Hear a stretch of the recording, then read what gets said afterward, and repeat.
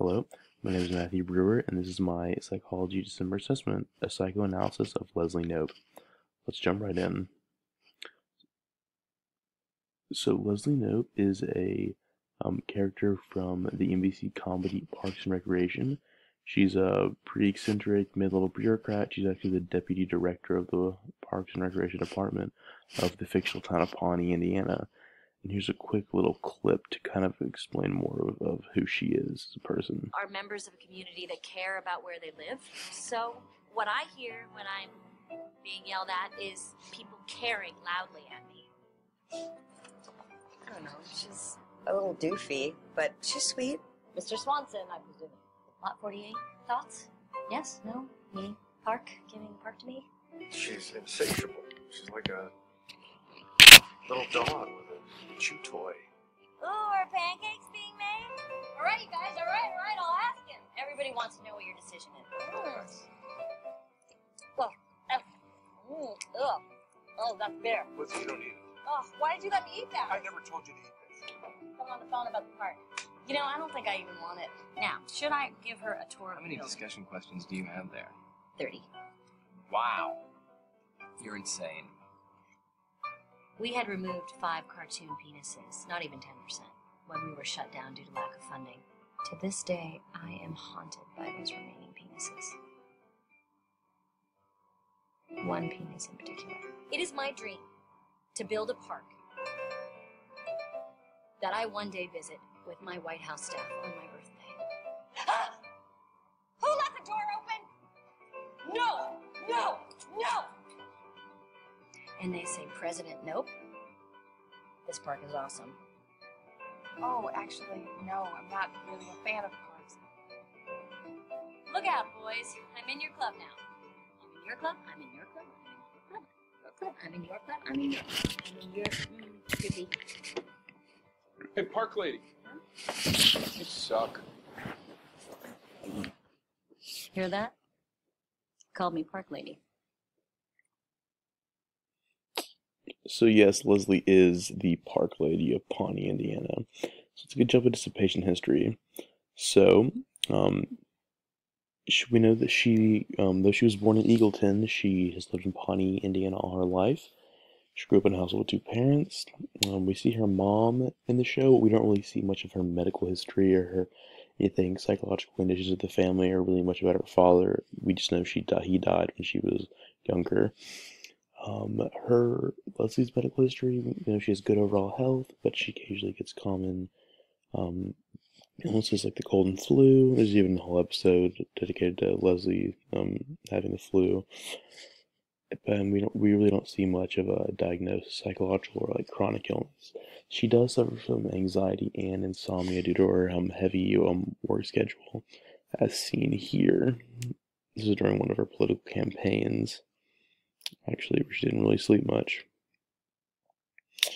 So, for her mental history, she's a history of intense eccentricity. So yeah, so she needs perfectionism too. She's addicted to work, but she's pretty smart and overall pretty mentally sound. But she's very intrinsically motivated and has high moral standards. So moving on to some symptoms. She's often on the go, acting if she's driven by a motor. She's restless. She talks a lot. She'll blurt out answers. She has difficulty waiting her turn, like when she orders a banner to be printed for her political campaign. She can't wait her turn. So this references basically the fact that she has banners for everything, but on a number of occasions she rushes the banner company to get it out in under 2 hours. I believe in season 7 to be exact. And then she often interrupts or intrudes on others as well, as we see her intruding on her friend Anne in this video.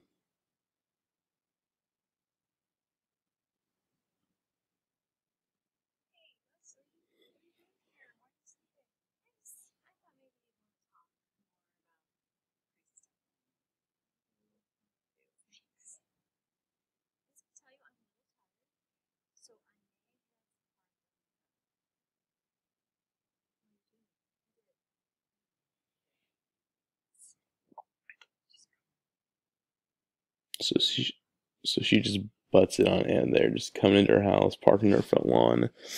Also, she often shows perfectionism that kind of interferes with her task completion.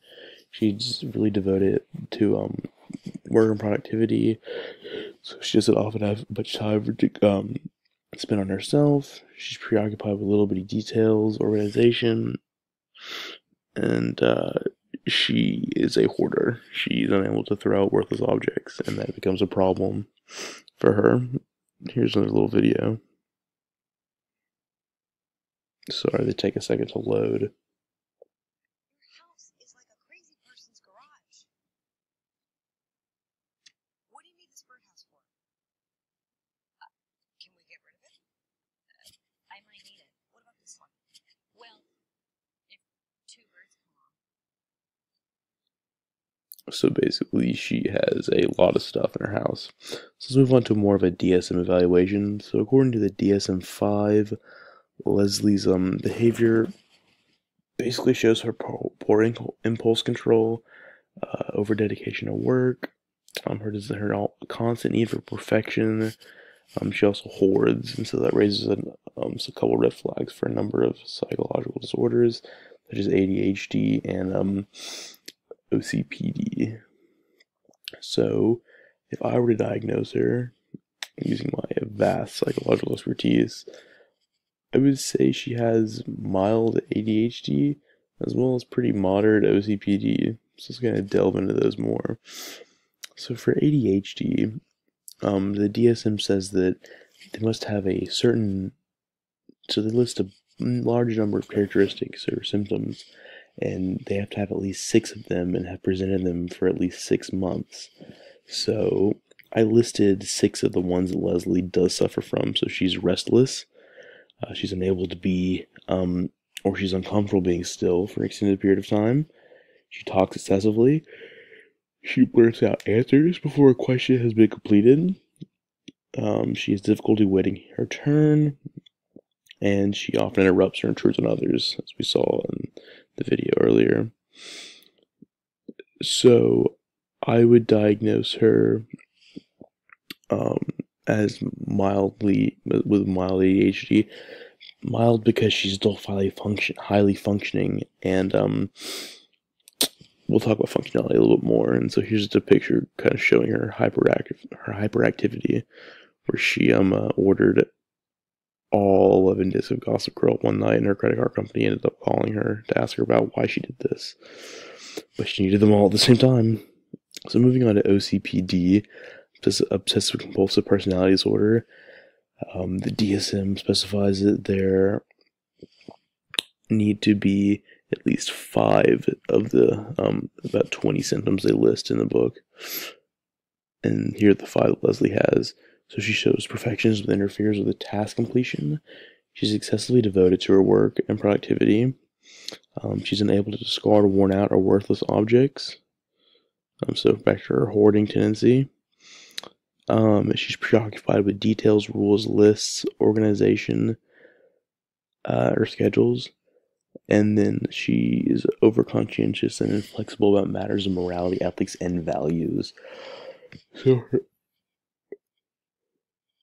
my diagnosis of her is moderate, because she doesn't really portray a complete inability to delegate her work, but her intense hoarding habits, as we see here in picture 4, where her husband's coming back to DC. He could move into her place, but he can't because it has been declared a hoarder nest and a scary nightmare by the health department. So, because of her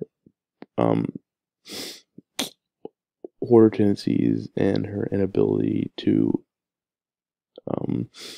maintain calmness when she's not able to control her physical or interpersonal environment, that really makes a strong case for a diagnosis. So she doesn't fully show all the tendencies, but she shows a good amount of them, where she has a moderate case of OCPD. And then here's a video showing how she can become angry if she can't control her own circumstances. Is it the policy of the Pawnee Police Department to arrest people when they try to get into their own van? No.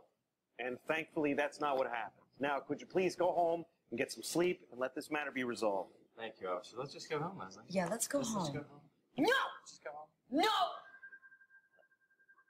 No! Easy. No! No! No! No! No! Hey, come with me, please. Fine, I'd like to come with you. Your friend.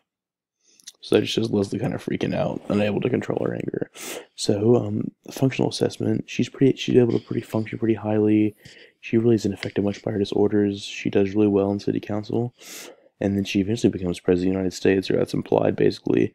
So her ADHD and constant need to occupy herself with something causes her to work tirelessly, because without being occupied with something, she just gets off just completing unproductive things or buys impulse purchases on her credit card. So we see that her cycles of insomnia are caused by this too, or how hard she works, such as after the telethon, which we see in this video.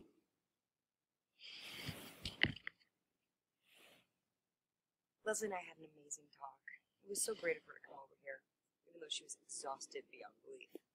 Anyway, after we talked, she fell asleep on my couch. And she's been asleep for 22 hours. It's amazing what she slept through. At one point, I thought she was up. I went, hi. Hey. But then she went right back to sleep. So Leslie can pretty much sleep through anything when she crashes. But then also her OCPD causes her a lot of anxiety, and she always needs Ron, Anne, or Wyatt to cool her down. So this really just shows how she needs Anne to help her out, cool her down every 30 seconds. So her strength, so she actually uses her hyperactive nature to excel in the workplace. She can do a multitask and organize things very well, such as she color codes all these binders here. And then her knack and not sleeping allows her to get a lot of work done. So all work, all night work. And then her perfectionism for OCPD benefits her because it really gives her high standards for the park department of Pawnee, which is good for the citizens. So for treatment, for ADHD, I would say give her a small dosage of Adderall or Vyvanse, Focalin maybe, which is a central nervous system stimulant. These basically work as norepinephrine reuptake inhibitors, which block neurotransmitter pathways that allow dopamine and norepinephrine to concentrate in the frontal lobe, which affects her decision making. Gives her brain more time to make decisions.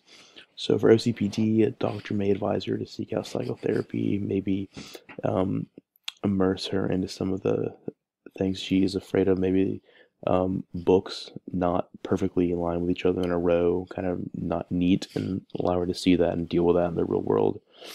Or maybe breathing or relaxation techniques. So here's a picture of a 40 milligram pill of Vyvanse, for example, to treat her ADHD. Then her outcome, she really doesn't have any life-threatening effects. Her prognosis is perfect because these disorders don't really affect health too much, just mental health.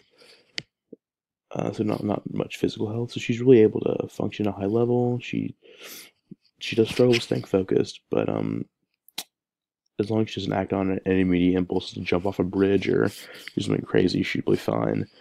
But her ADHD really just causes her frontal lobe to underproduce dopamine and just affects her decision making. So, and this really only affects people in their childhood, and she's already an adult, so she lives a happy, eccentric, crazy life. So in real life, it doesn't really Parks and Rec doesn't really necessarily make Leslie a character who has these disorders, but she does exhibit a lot of symptoms that someone in real life who has these disorders would exhibit as well. But she's purely fictional, but she definitely could be real.